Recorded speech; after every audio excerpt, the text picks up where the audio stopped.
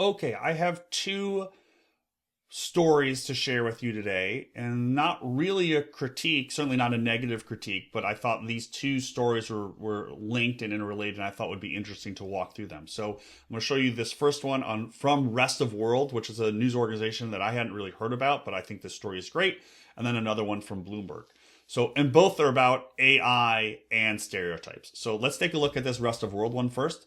So what Rest of World did is they took generated 3,000 AI images to see how those image creators visualize different countries and different cultures. And I'm not going to get into all the content here because you can go in and read the stories, and I'll put the links to them below. But I want to get to the user experience and the data visualization here. That is the point of this channel, and so that's what we're going to go to. So you can see here they start with a bit of, it's just a scrolly telling piece, but they have all the images here, which is really nice.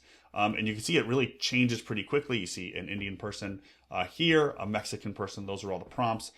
You can see the scroll bar at the top, which is really nice. Sort of lets you know how far you're going. And I'm just going to get through this quickly. So you see you've got some nice block quotes here. Got these little icons here, which are really nice. Now we're going to get down here. So here's the prompt is a Nigerian person. That's the prompt. And then you can click. And I think this was really nice because now I don't know how they organized all of these photographs, but you can click and turn on and turn off just clicking right there. And it just highlights each of these different pieces very simply and very, I think, kind of cleanly if you kind of get that, right? It's not kind of over the top. There's not a lot of things swooping across. Like you could imagine taking this and you click women and just those videos sort of like resort and appear. But I like this approach of just kind of highlighting those photographs. Let's go down a little bit further.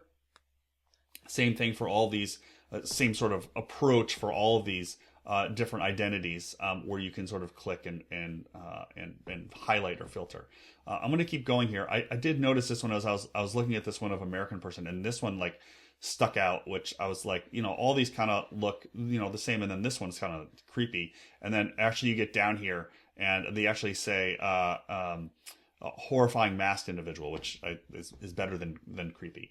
But let's keep going down here a little bit. You can see down here, there's a little bit of a horizontal scroll. Now, I haven't gone into the mobile version of this, but it would be interesting, I think, just to see how they do this on the horizontal, on the mobile version, to see how they handle horizontal scroll. And you see you get all the images here. So fairly, we'll just close this ad here, but fairly straightforward, good interactivity. I mean, obviously an important topic. Now, let's go over to Bloomberg, which did somewhat similar analysis. They did an experiment with resumes, and they changed the names, just the names on the resumes, and they fed that through ChatGPT. And so now here, we're going to get, again, I'm not going to talk, this is really not about content. It's an interesting story, as you can tell. So I'm just going to stroll through this.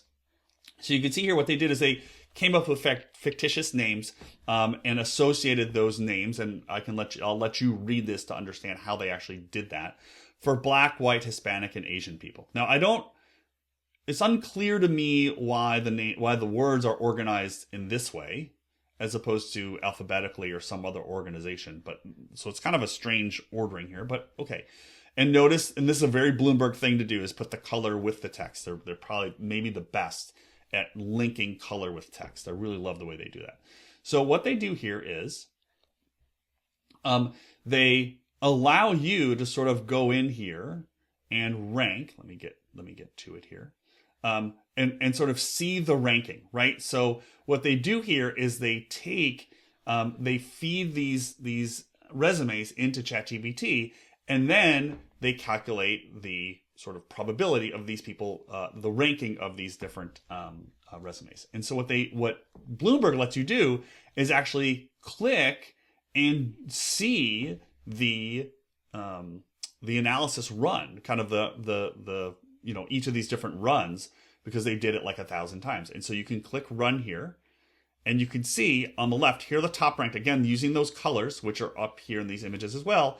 You can see the colors sort of come down here, and you can see at the bottom ranked, and you can see the colors, and now you can see the different the different rankings, the different colors in the rankings. And so now we can scroll, and you can see that it kind of cool, like starts to fill in. and they did it 1,000 times. And you can see, you just sort of look here briefly. You can sort of like, maybe you can see some colors sort of waiting for this to run. Let's just scroll. And here's a nice little, whoop, right there it goes to a bar chart. And now we get the bar chart. And so you can see that better treatment, the higher score tend to be Asian women, Asian men, all the way down to black women and black men get the worst rankings in ChatGPT. And so you have a bunch of these sorts of approaches and some nice scrolling effects here of the animation. But that first part is a part that I really liked. And you can go in here and you can pick some different, 4 different demographic groups for different jobs. And you can go in here. Again, they do lots of these block quotes off to the side, these bands.